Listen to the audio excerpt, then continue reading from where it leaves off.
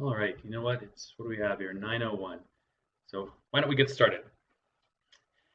So I see a few of you on there who already know me, but for those of you who don't know me, my name is Toby Honsberger, and I am the executive director at Renaissance Learning Academy, which is a charter high school for individuals with autism in West Palm Beach, Florida. Renaissance Learning Academy is one of the charter schools that will eventually be housed at the L Center of Excellence campus. We're going to go over, hopefully I'll try to squeeze all this stuff in here in an hour. I want to have lots of things to go over, but I'll leave some time for questions at the end as well. If there is something that you want clarification on, or if you have a pressing question that you want to get out during the presentation, please feel free to type your question in the chat box below, and I'll try to keep my eye on it to see it, and I can answer those questions. So let's get started here.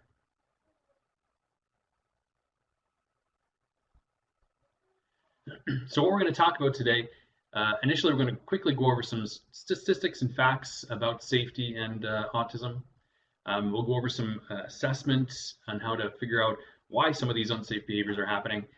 And then the real meat of this presentation, or hopefully the things you can walk away with, is what to do about these behaviors. So we're going to look at some planning, some proactive strategies, new skills to teach, and then briefly on some reactive strategies as well.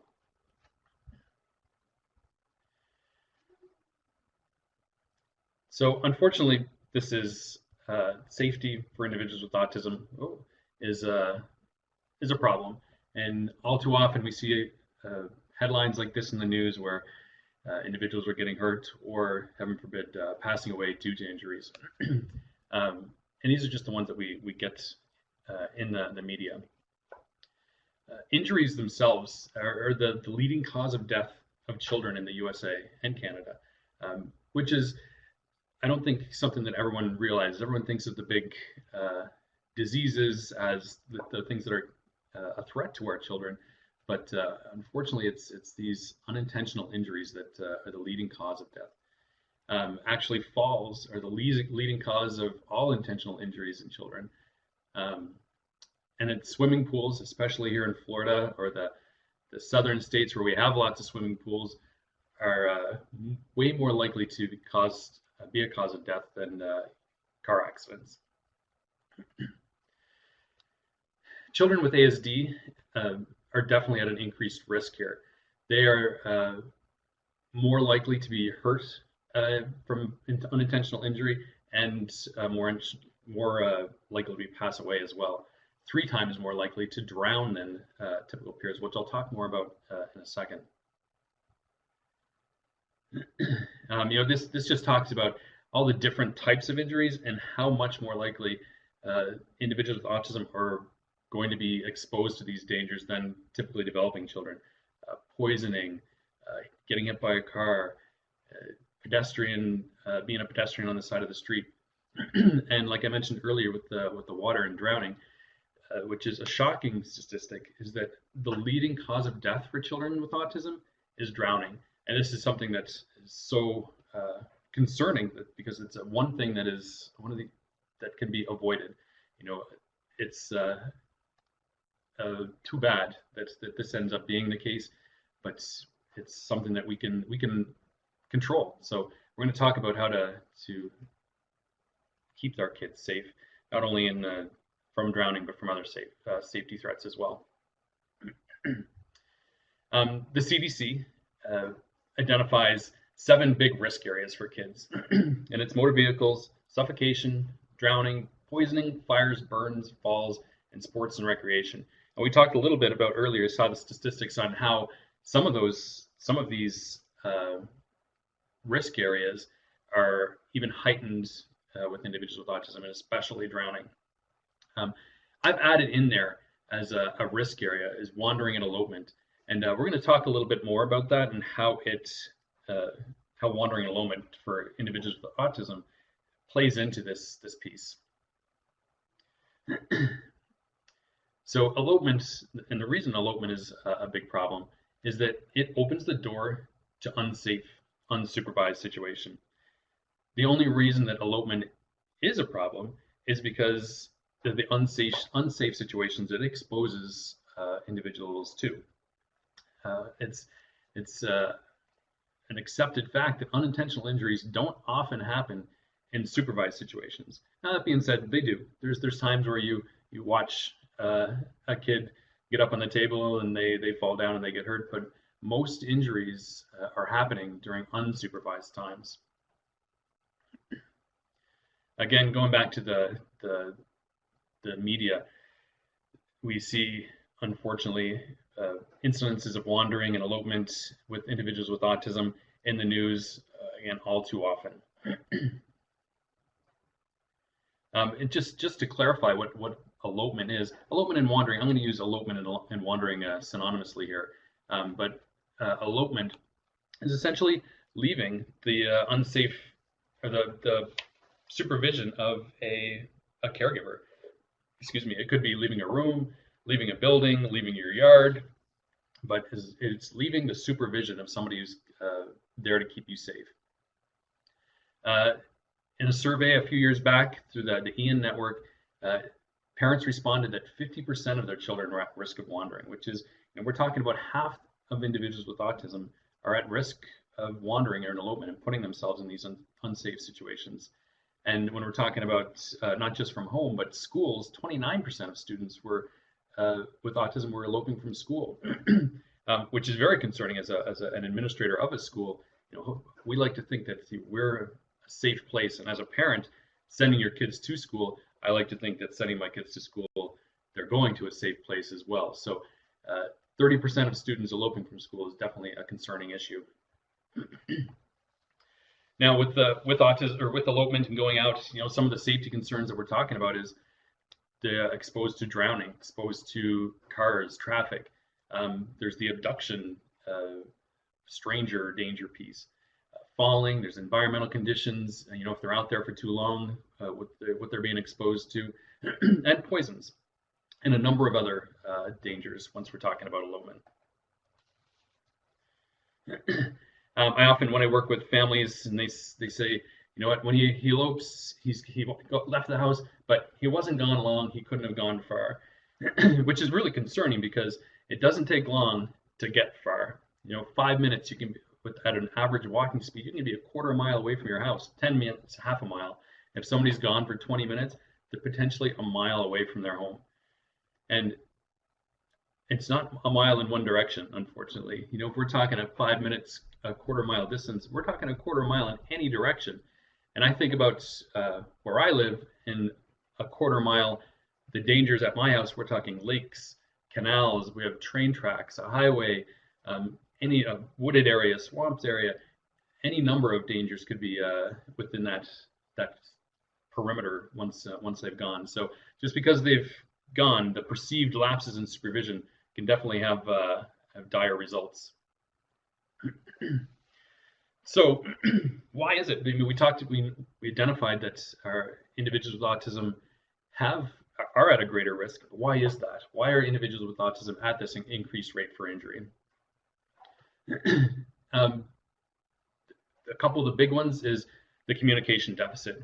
Autism is a social communication disorder. Inherent to the disability are some of the characteristics that make them put them in these unsafe situations. Expressive language. Somebody may not have the ability to say, hey, you know what? I want to go for a walk, or I want to see if I can where the cookies are. I know they're in the top shelf. I want to go outside and play. These deficits in expressive language, if they can't communicate it, they'll find a way to do it themselves. Deficits in receptive language, when we're talking about explaining rules, explaining contingencies, explaining the dangers. If someone doesn't have good receptive language, they don't understand what we're telling them, they're not going to be able to understand what these safety rules are. Skill deficits, as a sort of global skill deficits, are a big reason that kids may put themselves in unsafe situations. Swimming, not being able to swim, not being able to climb or have the physical motor skills. Leisure skills, and we'll talk a little bit more about the leisure skills later, is that oftentimes if they don't have good leisure skills, good things to keep themselves busy safely, then there's a potential that they'll find something to keep themselves busy that isn't safe. Impulsivity is a big one. They don't think about the risks before engaging in behaviors. Stereotyping and self-stimulatory behaviors, which sort of goes in line with the last one here with fixation in water. It's known that individuals with autism have a fixation with water, and it might be to splash the water around, or to see the light off the water, or get that sensory stimulation of being in water. So that piece is definitely putting them at risk there. With individuals with autism, the naturally occurring reinforcers not being sufficient, what that means is that for a typical individual, a reprimand or knowing that they might get in trouble might keep an individual away, keep them from leaving the house or climbing on the kitchen table. But because of that social deficit, that natural occurring reinforcer or punisher may not be sufficient to maintain the behavior of individuals with autism. Difficulty generalizing skills.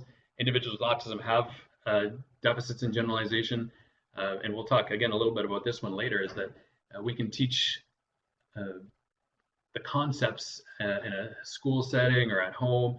What do you do before you cross the street? They say, look both ways. Oh, that's great.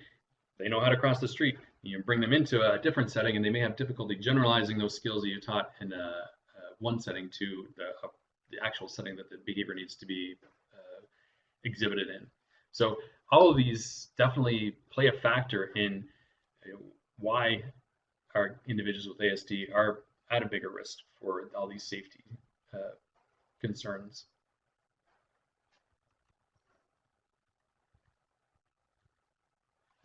So all behaviors are happening for a reason. We don't have unsafe behaviors out of the blue. Although sometimes it seems they may be out of the blue, but there's always a reason for those behaviors, and you have to figure out what the reasons are for them so we can work to get rid of them. Now, there are 4 main reasons why somebody may engage in unsafe behavior, and some of you may know these as the 4 functions of behavior. And we'll go through these fairly quickly, but I want to talk about how these functions may relate to unsafe behavior. So somebody may engage in an unsafe behavior. Maybe it's standing on the dining room table, trying to swing from the chandeliers. Maybe it's putting inedible items in their mouth because they like that attention. They like the reprimand. They're like, hey, put that down, or get down off that table. They laugh and they like the chase and they run away. That may be the whole reason why they engage in the unsafe behavior. On the flip side of that too is that especially with very dangerous behaviors or concerning behaviors, like elopement, or maybe we got the kid hanging upside down on the tree, is that once he gets down, we're so relieved that they're safe, that we found them, that we're like, oh my goodness, thank goodness you're safe. What could have happened to you? They can't do this. And they get hugs, they get kisses, and they get tons of attention on top of after they've been returned safe or gotten down safe. And that might be what's maintaining the behavior as well. That second function of behavior, second reason that they might be engaging in unsafe behavior, is to get something that they want, or access to tangibles, as we call it. It might be an activity, could be an item. They might want to get to the playground that's across the street. They might want to go see the tractors on the farm. They might be eloping to get to the neighbor's pool. So it's they might be climbing up on the stove here to get the cookies that you hid up in the top shelf. So that's unsafe behavior, maybe being exhibited because they're trying to get something, trying to access something that they want. The third one is to escape or avoid something. Oftentimes this is a demand. We're asking them to do something. They're engaging in a behavior to escape that demand. This might look like it's time for a bath. They're like, oh, I hate baths, and they bolt out of the house. Or it's time to brush your teeth, and they they climb up on top of the banister to get away from that demand. So they may engage in these behaviors to escape or avoid something that is aversive or that they're unpleasant to them. And the fourth reason that they may engage in these unsafe behaviors is because it feels good to do it. They like to climb. They like climbing up on the banister. They like jumping on the bed. They like jumping from the back of the couch 10 feet across the room onto the lazy boy. They like to run around. Excuse me. This is a big one. This is one of the reasons why they might engage in those unsafe behaviors. We call those behaviors automatically reinforcing behaviors. So those are the four reasons why we may engage in unsafe behaviors. For us to figure out which one of those it is, we can do an assessment of the unsafe behavior. The gold standard for assessing behavior, functional analysis, functional assessment. Functional analyses and functional assessments usually need to be done by someone who is trained in the analysis of behavior, usually be a board certified behavior analyst or at least somebody trained in functional assessment. However, and that being said, when it comes to unsafe behavior, if you have a child or an individual engaging in unsafe behavior, I definitely recommend having a professional help you out with this. You know, if it's something that's an immediate risk to the individual's health and safety, then get a professional involved. In the meantime, and just for the professional as well, there's a way to do quick assessments of unsafe behavior. First of all, you're probably not too worried about the behavior until something has probably already actually happened, or we had a close call. So looking at what that close call was, or looking at what that unsafe behavior that they've engaged in the past is going to help us figure out why they're doing it and why they might do it in the future. So what situations were they happening? What situations was the behavior happening in? Was it a specific routine? Were they alone? What was your response? Because if that's what we really want to look at is what did they get from the behavior? Some of the big things that we can really help with these unsafe behaviors is trying to figure out what are some of their favorite things or what are some of the least favorite things. And by doing that, we can usually determine what they were trying to get out of the unsafe behavior or what they were trying to escape by engaging in the unsafe behavior. So I'm going to quickly go through a couple case studies, and we can talk about how these individuals, their behaviors, interacting with their environment, what the function may be. So if we take Tyler here, who his unsafe behavior is that he often crawls into small, tight spaces. His parents would find him in the clothes dryer. They'd find him crammed into the fridge, in the trunk of the car, in places where kids shouldn't be. The common situation when talking to the parents was, you know what, it usually happens after dinner. We're cleaning up, we're putting the plates away, we turn around, Tyler's gone, and we search the house and we find him in one of these unsafe places. Their routine is they usually come home from school, they have their dinner, they have bath, brush their teeth, and go to bed. He likes cars, trains, computers. His least favorite things is baths.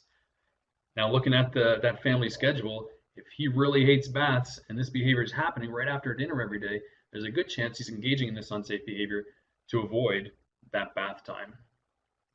So escape from demands or aversive situations would be the function in this case. And we look at our next case here with Christine, who's a 16-year-old. Her unsafe behavior, she stands on tables. She climbs on the wrong side of the banisters. She does crazy things that are unsafe that require her parents to interact and engage with her. It's usually happening when mom's making dinner, dad's watching TV, mom's helping with sister with homework, and these times where there's no attention put on Christine. When it happens, mom and dad are running, oh my goodness, get down. They go get her. It ends up being a chase game. They interact with her and they bring her back and try to get her involved in whatever activity is going on. Looking at her favorite things, she loves hugs, she loves tickles, praise, she loves games. And when these things are happening, when she's not engaged in those things, we can probably hypothesize that the function of her behavior is attention from others. Here we have a little guy. His unsafe behavior is he puts inedible objects in his mouth. He's chewing on stuff, ingesting stuff that he shouldn't be. We talked to the parents. They said, you know what, it's happening all day. It happens all the time. It doesn't matter what we're doing, he's putting stuff in his mouth, especially when he's not supervised, when we're there to try to block it. The fact that it's happening all day long through all different situations can usually lead us to believe that something like that is automatic reinforcement. He's doing it because he likes it. Doesn't matter if he's getting attention. Doesn't matter what activity is going on. He just does it because he enjoys it. Our last one, Jackie's unsafe behavior is she elopes. Here's the elopement issue. She elopes from home. It's usually during lapses in supervision. She's often found picking flowers in the neighborhood. If you can't find Jackie, she's probably out picking flowers in the field next door.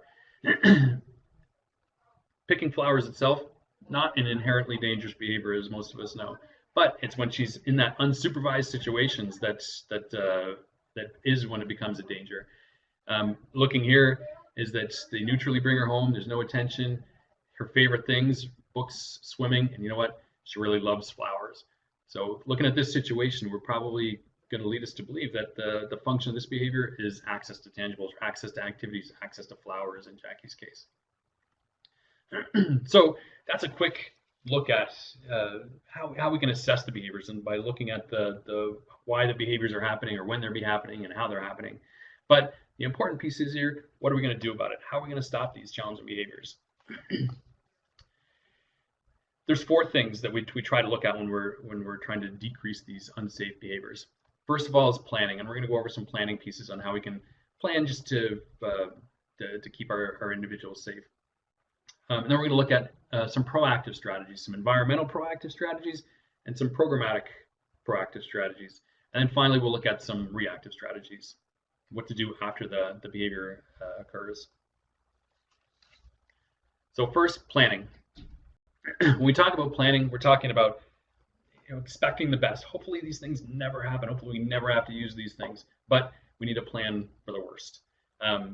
Being prepared in an emergency is going to help us. It's going to help you emotionally to be able to know that you are prepared and what you're going to do. And it's going to help everyone else with organization. Excuse me. When you're thinking about specific things that you're going to plan for, you can't plan for everything, unfortunately. You can plan for the things that you think that your child is most likely to engage in. So if you have an eloper, you have somebody who is wandering away from the house on a regular basis, you can have an elopement plan. You can put a plan in place that everyone is on the same page. Here's how we're going to find Johnny. You can have a plan for fire. The fire department recommends that every home have a fire evacuation plan, and that families practice it on a regular basis. Schools have a fire evacuation plan, and we practice it on a regular basis. Schools are mandated to practice it every month. And you know what? Statistics show injuries don't happen from school fires because we have plans and we practice those plans on a regular basis. So when you're thinking about those plans, think about who's going to be doing what, and make sure that everybody knows their role in the plan. And then again, practice the plan. It's going to provide that confidence. It's going to provide that organization for whenever the chaos of an emergency happens. And you don't have to wait for an individual to engage in an unsafe behavior before you then put a plan in place. You don't have to wait to put locks on the cabinets before. You don't have to wait for them to ingest poison before you put the locks on the cabinets. There's going to be some of these things that you're going to know that are things you might want to plan for ahead of time. So here's a sample search plan. This is a plan that is common that when we have wanderers, that we say, all right, if Johnny wanders off, let's talk about who's doing what. We know Johnny's favorite places are at the park. He likes going to the pool next door. He likes the water in the canal, and sometimes he plays underneath the back deck.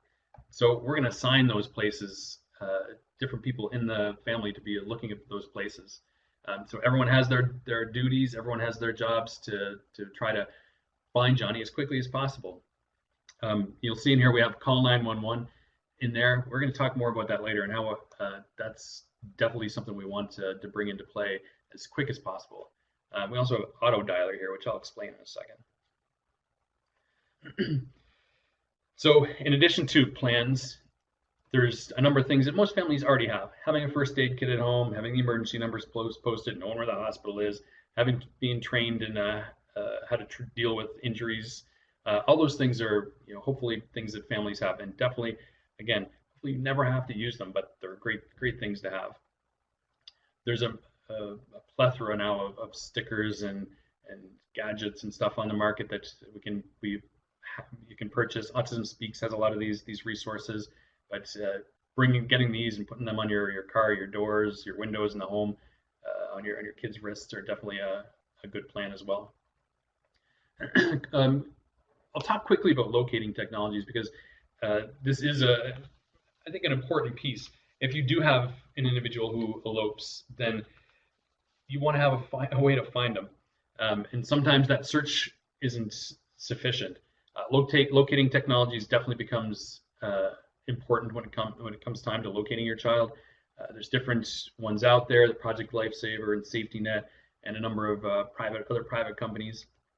For me, my opinion is the best tracking technologies out there are the ones that somehow involve law enforcement. Law enforcement are people who are trained in searching. This is their job. They get that as a part of their training. And if you have a tracking device that involves the law enforcement, then they're good to have them on your side when it comes time to locate your child is a huge piece. So those ones are definitely my favorite. If you want more information on tracking devices and that sort of thing, let me know. I have a bunch of information on those. The next part in the planning, I think, is a really important one, and maybe one of your best allies when it comes to keeping your child safe. And that's disclosure. Talking to your neighbors, enlisting as many people as possible on your team to keep your kids safe.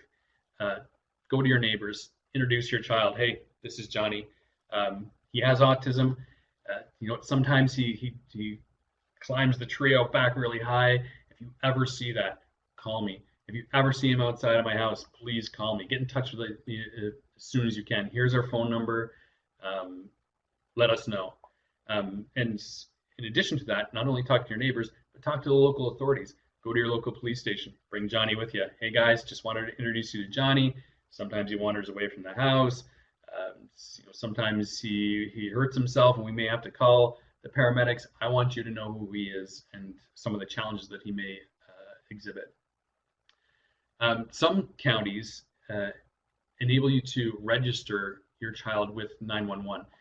You can register an individual with a disability with their 911 service. So when you call 911, it comes up on their screen that picture of your child, who your child is. That's different from county to county, state to state. So you can definitely look into that to see if that's something that you have available to you in your locale. And then the last one I mentioned the auto dialer earlier. I worked with families before who have individuals who elope, and when they go, we've set them up with an auto dialer where from their phone, from their smartphone, they can press a button and it goes out to pre-populated numbers. Johnny got out of the house. Johnny's missing. I need your help to find him. And it goes to your family, your neighbors, your friends, and immediately all of those people who are on your team to help find Johnny are notified immediately just by pressing a button. It's the same concept that the schools use with the auto dialers, that you call and leave a message and it goes out to all our students' families. This goes out to all your friends and families and neighbors to get them involved in a search. Now, this is an example of a flyer that we helped a family put together to give to their neighbors. There's definitely some concerns with the disclosing who your child is and the fact that they do have a disability. There's risks of abduction, sexual abuse, somebody taking advantage of them, financial advantage, or what have you. And those are real concerns. I think as a family and professionals you need to weigh is, are those risks bigger than the risk that they may experience when they elope? If you have somebody that elopes on a daily basis, on a weekly basis, and is putting themselves in serious unsafe situations, then you may have to risk the other one, and tell the people around you that you do have an individual, a son or a daughter with autism that may put themselves in safe situations. Here's your number. Here's your number. Call them. Call you as soon as you see him, either outside of the house or engaging. Looking over the fence and seeing that they're climbing up on the roof. Give me a call. So get as many people on your team as possible to help keep your kids safe. All right, so now we're going to talk about some environmental proactive strategies. And the proactive strategies, whether they're environmental or the programmatic, are huge, very important, but they're a tough concept to understand or to get behind, because it's something you're putting in place and something you're working on, and you're not going to reap the rewards. You're not going to see the rewards of those proactive strategies immediately. It's sort of like exercising. If you go for a run and you don't come back healthy, you need to do it over and over and over again, and eventually that behavior is going to pay off. And that's the same with these proactive strategies. So when we talk about environmental modifications, we're talking about things that are going to stop a child, delay a child, or deter a child from engaging in unsafe behaviors. This might be locks, alarms, barriers, things that are going to keep them away from the unsafe situations.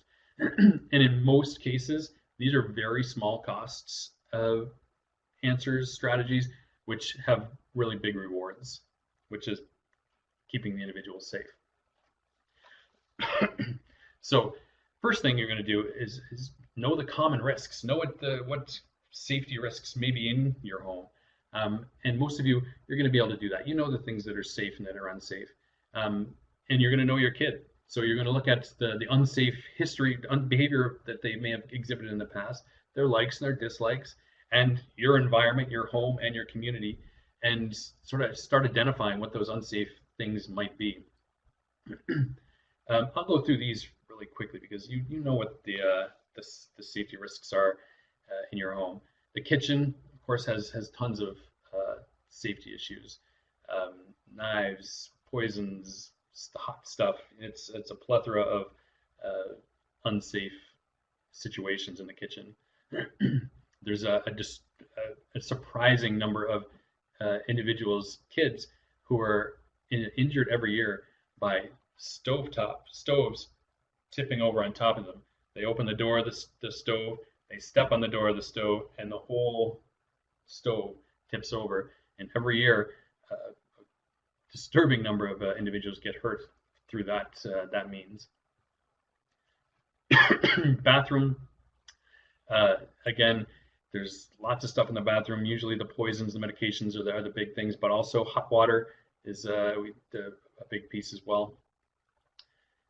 There's stairs are always a big risk for falls. Furniture, heavier unstable furniture falling is a big piece. One of the things that we'll talk about later is not putting things kids want in high places. Although it seems to be that the natural thing to do is I'll just put it up high so they won't be able to get it. But they will be able to get it, and they're going to climb up to get it, and it's going to put them in unsafe situations. So we'll talk a little bit more about that later, but that's definitely a contributor to furniture falling. Doors and windows. We're talking about doors and windows. Mainly, it's because they're exits from the house. They're accesses to restricted areas. Maybe it's the laundry room. Maybe it's the garage. There really shouldn't be any reason for younger kids to be going in a garage or a laundry room, especially unsupervised. And then, of course, you have the glass issue as well when you're talking about windows. So when we're talking about these proactive strategies, these locks, alarms, and barriers, you may be putting locks on doors, windows, cabinets, drawers, gates, pools, stairs, anything that there's an unsafe situation. There is a product out there that will that can potentially keep them from getting to those. And many cases, and even my own children, all these products, they're not perfect. That's they have kids these doorknob covers. Kids can get through those. Kids can open those up. But I think that the one thing that they will do is they'll slow them down. And if slowing them down and buying a couple seconds is the only thing that these products do, then that's still a really good thing. There are hundreds of different safety items that are out there. I threw a couple of these things on here just because they're some of my favorites. The magnetic cabinet locks is fabulous. That's not one that's easily outsmarted. I can't open them myself without the magnet. Furniture ties on heavy furniture are always a great piece. The buckle boss in the middle. I'm a big proponent of the buckle boss for kids who take their seatbelts off in the car and put themselves in unsafe situations in the vehicle. The buckle boss definitely is a deterrent for that piece. Smoke alarms. The Kid Smart makes a smoke alarm that you can record your voice in. So when the smoke alarm goes off, your voice can also be there saying, "Hey Johnny, there's a fire in the house. Remember what we practiced? Get up out of bed. Come meet us in the backyard." So you can have that soothing piece. So it's just not this meh, meh, meh, which can be very aversive to many. So you can have those vocal smoke alarms. The door and window alarms, very cheap and very effective. They'll let you know when somebody's left the room. You'll let you know when somebody's gone into the garage or the laundry room that they shouldn't be in. And one of my favorites is just good old hook and eye lock.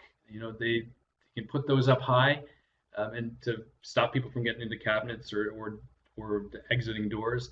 And everyone says, "Well, my kid can open those up." And sure they can, but if you put it up high and you see your child pushing a chair across the living room floor to the front door, it's probably an indication that they might be trying to get to that hook and eye lock and get out. So again, if it slows them down and or deters them, it's a good product.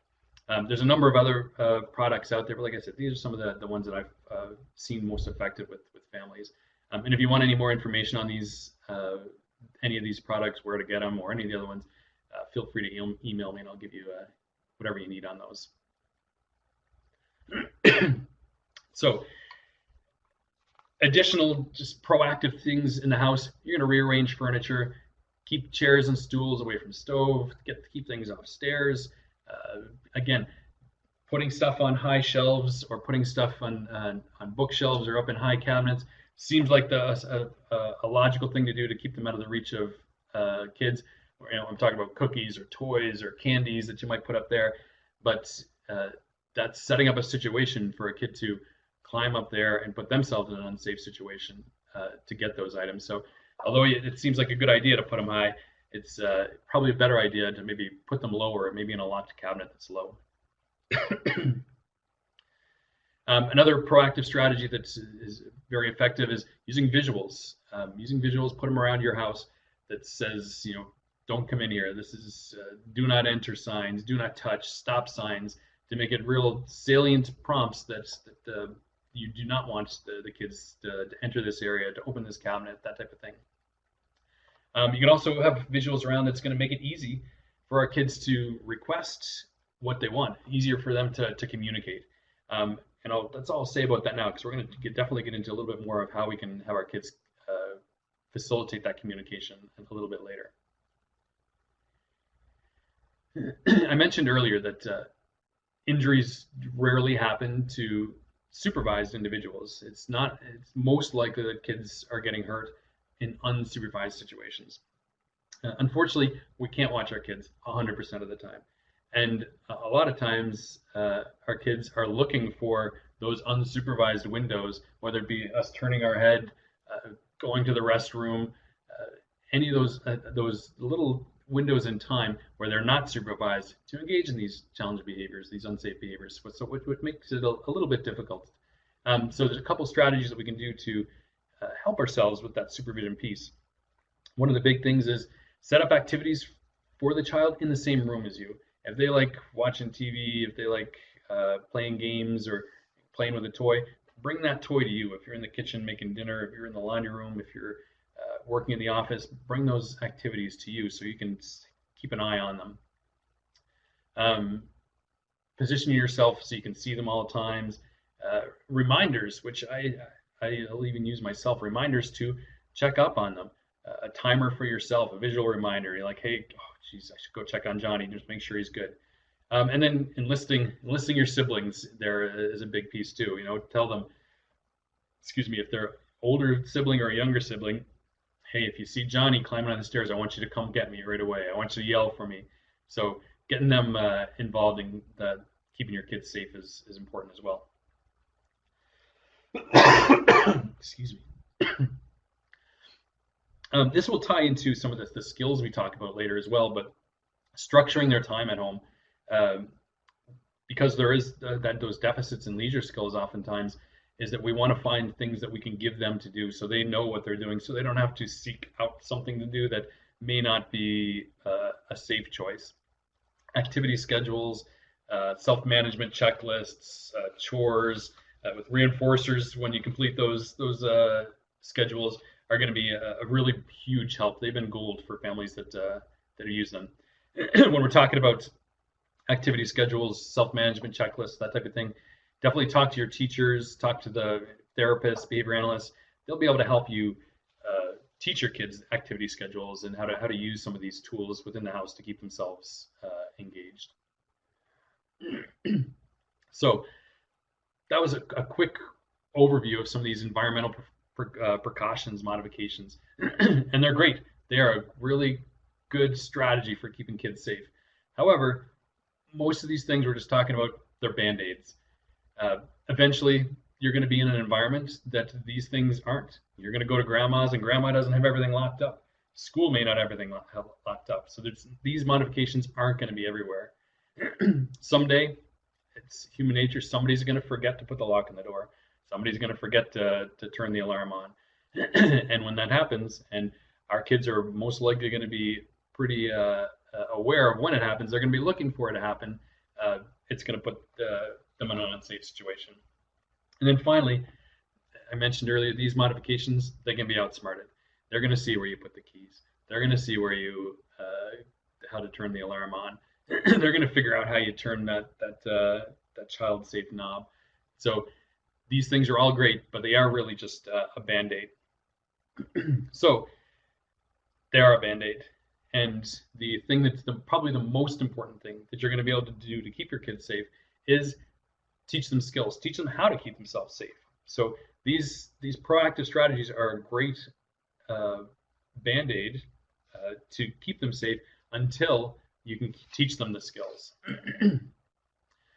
So what we talked about earlier is that we know that people don't engage in unsafe behaviors for no reason. There's a function to their behavior. There's a reason why they're engaging in it. Accessing things, interacting and getting attention, avoiding things they don't like or because it feels good. If we just stop these challenge behaviors from happening, then we might be taking away the means for them to interact with their environment. And if we take that away, they're probably going to find another way to do it. And we may be looking back thinking that the first unsafe behavior that we blocked wasn't that bad compared to the new one that they've adopted. So we want to teach them skills to interact with their environments in a more appropriate way. We often call these replacement behaviors, which is socially appropriate, safe behaviors that will replace the unsafe behaviors. So when we're looking at these replacement behaviors, we want to look at the behavior that we're trying to replace, and we need to consider some things on how to choose the best replacement behavior for the situation. The first thing we need to consider is that it needs to be really easy for the individual to do. It needs to be at least as easy for them to do as the unsafe behavior was. For example, you can't teach a skill you can't choose a skill to teach that's more difficult than the unsafe behavior. So if we're talking about a communication skill, and we teach them, we say, we're going to teach the individual to request cookies because he always climbs up on top of the fridge to get the cookies in the cabinet above it. And the way we're going to teach him to request cookies is he's going to have to go get his PEX book. He's got 500 pictures in his PEX book. He's got to leaf through the PEX book. He's going to pull out the picture of the cookies, and he's got to go find mom somewhere to do it. That might be a whole lot of work and a whole lot more work than it is for the kid just to be like, you know what, I'm just going to climb to the top of that fridge myself. So the behavior that we choose as that replacement behavior has to be as easy as that unsafe behavior. Secondly, it should have the same response as the unsafe behavior. So the exact same response. So if the kid requests for those cookies and we say, oh, you must be hungry, let me give you an apple, that's not the same as when they request for cookies. Cookies are way better than apples. Everybody knows this. So when you request for cookies and they request appropriately, we're going to need to give them cookies. And the final piece is that it should be the same results should come as quick as if they engage in the unsafe behavior. For example, let's go back to Christine, who was climbing on the banisters. If we see her, mom and dad see her climbing on the outside of the banister, they are running quickly to get her down. If somebody's swinging from the chandelier, they're running quickly to get them down off of there. If we teach somebody to request to come play with me, and mom or dad says, okay, hey, nice job asking, I'll be there in 2 minutes after I finish the dishes. That's not the same. That's not as quickly as the unsafe behavior attention they got from the unsafe behavior. So you have to consider those three things that and when looking at the replacement behaviors, that it is as easy, that it provides the same response, and that it comes as quick as the unsafe behaviors. Again, we talked about earlier, you also have to consider the function. Why were they doing it, or why do we think that they were doing it? Because that's going to drive which replacement behaviors that we do choose. So let's look at Christine again. That her unsafe behavior was standing on tables. We thought the potential function was to get attention from others. Maybe a replacement behavior we target for her was to ask, can you come play with me? To initiate a conversation, ask for hugs or tickles, or say chase me. Those would be more appropriate, safe replacement behaviors than the standing on the tables. Jackie, our little girl who was wandering out to go pick flowers, the potential function there we decided might have been to access items or get the flowers. The replacement behavior might be for her to ask to go for a walk, to ask for flowers. Maybe we keep flowers in the fridge that Jackie can ask for. Ask the next time that they might be going out. So those might be some good replacement behaviors to focus on for her. Tyler, he was the guy who was crawling into those small, tight spaces. We were finding him stuffing himself into the dryer, that type of thing. We determined that the potential function was escape. Maybe the replacement behaviors we teach for him is to say, I don't want to, no thank you, or incorporating a reinforcement program for doing those things that he doesn't like. So often the replacement behaviors we're focusing on are communication. Really, if we can have our kids, individuals, communicate to us what it is that they're looking for, what it is that they want, we're going to be able to give it to them, hopefully, in a more safe situation. Or worst case scenario, at least we know then that there's a potential if somebody asks to go swimming, that there's a good potential they might be heading for the pool later. So requesting items, requesting attention, requesting escape, communicating feelings that they're upset, they're happy, they're sad, they're mad, making choices, or indicating refusal that I don't want something. Hopefully this is something that, again, you can work on with your teachers, or if you have therapists at home, that when you're teaching these expressive communication responses, you want to teach them during good times. When everybody's happy, nobody's engaging in unsafe behavior, everyone's just sitting down having fun, that's when you're going to start trying to teach these communication responses. Not during the swing from the chandelier, not during the sprint down the street to get to the park. At first, when we start teaching these responses, which is a difficult thing to do sometimes, is that we want to honor all requests at first, and until the child has mastered the skill, until we've taught the child, they're like, that really works whenever I want cookies. All I got to do is press that I want cookies button, and you give me cookies. This is awesome. This is way better than climbing on top of the fridge, because I fall off of that thing sometimes. So in the beginning, we want to do our best we can to honor all the requests so they understand the contingency. And like we talked about earlier, we want to honor those requests as quick and to the same extent as the unsafe behavior would produce. And when we do that, if we're using pictures, if we're using devices, an iPad or something like that to be the expressive communication response, you got to make sure that we have them. Got to make sure that they're out make sure the kid's bringing them with them, that it's always available. Because when it comes time to request cookies and you can't find your iPad, or it's still in your backpack that's in your room that's on the second floor, then again, it's just easier to climb on top of that fridge and get the cookies yourself.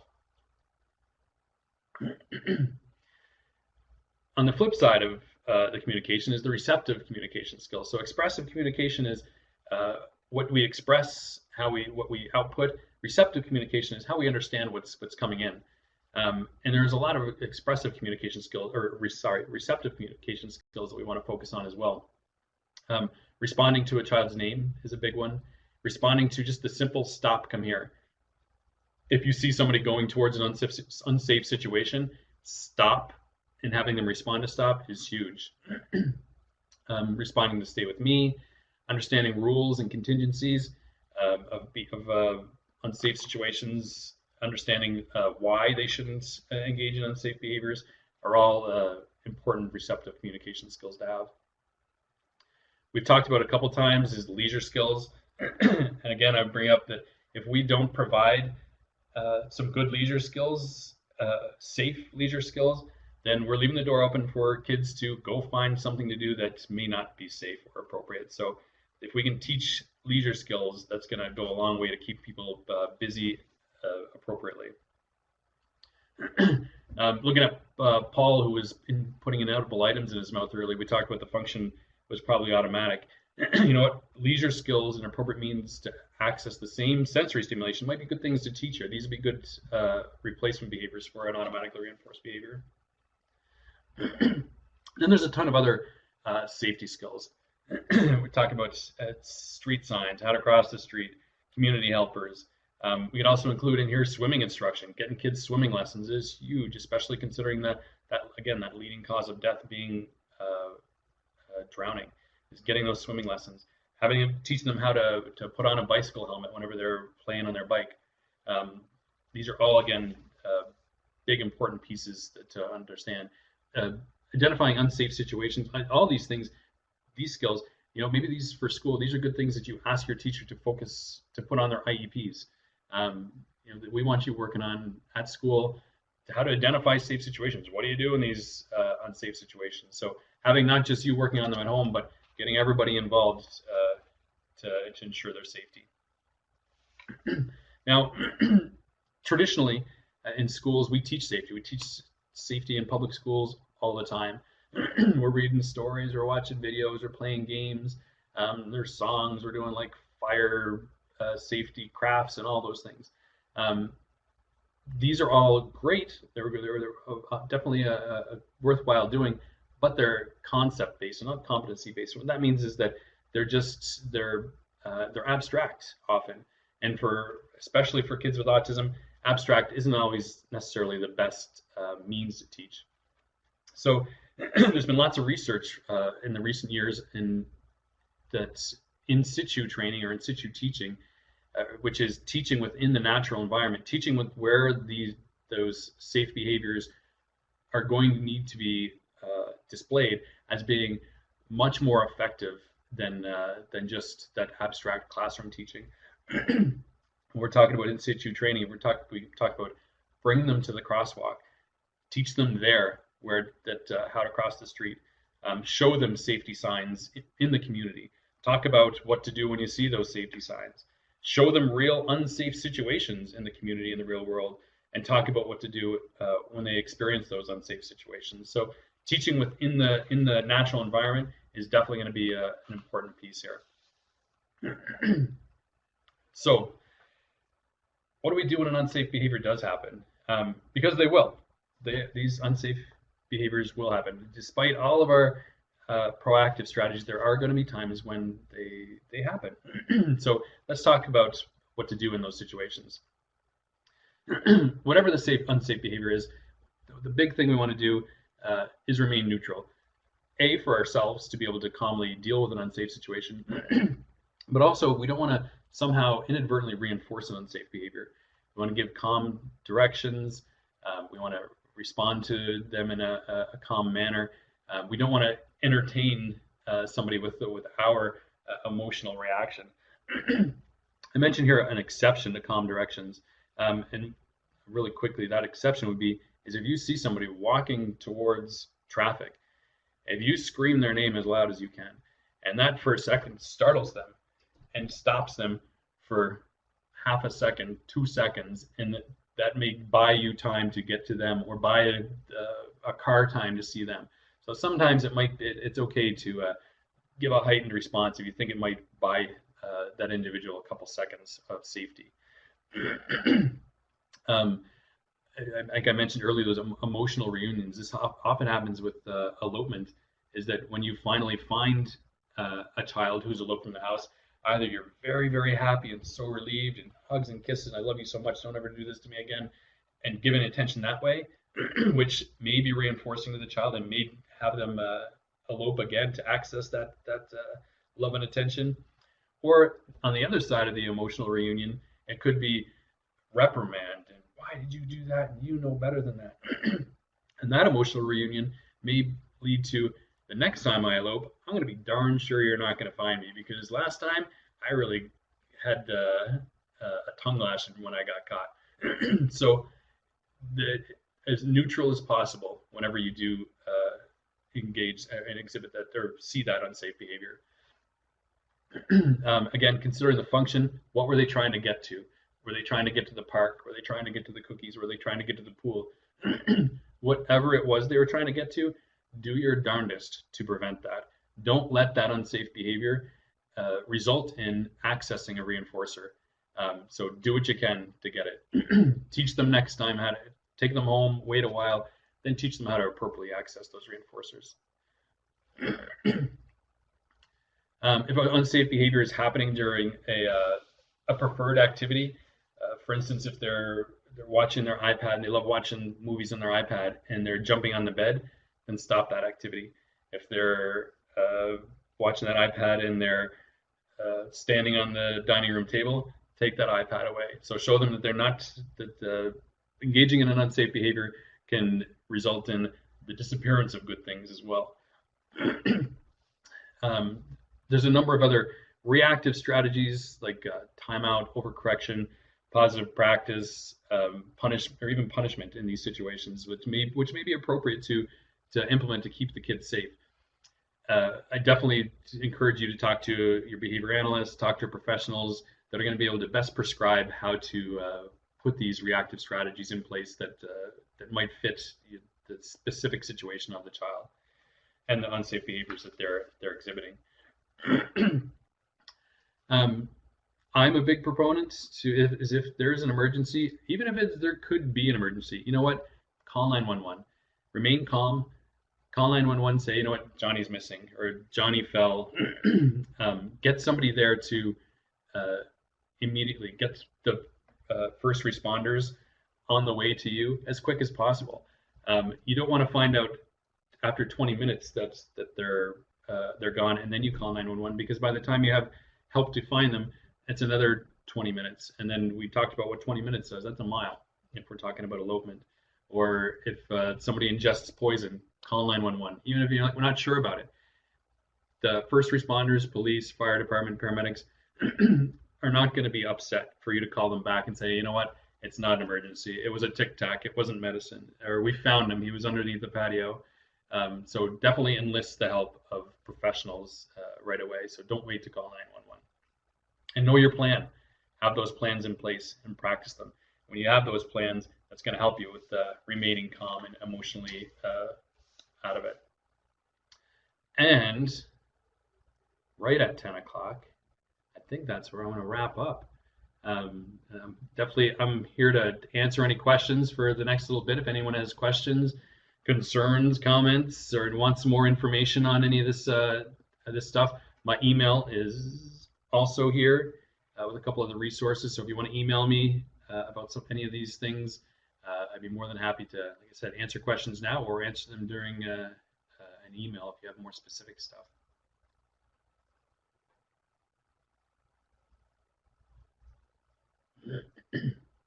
We got a couple people type in here.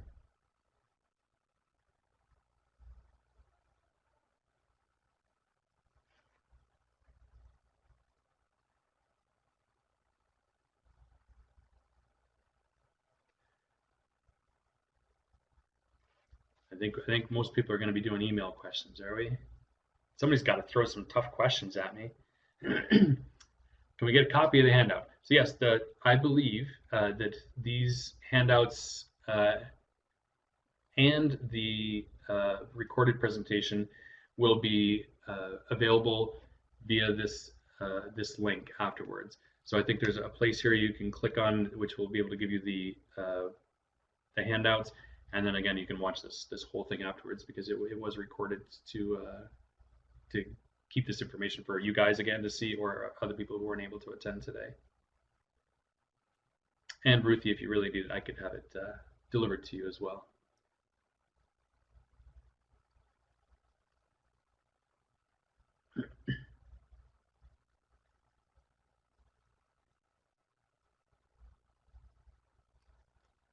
A couple other people typing, hoping for a good tough question here.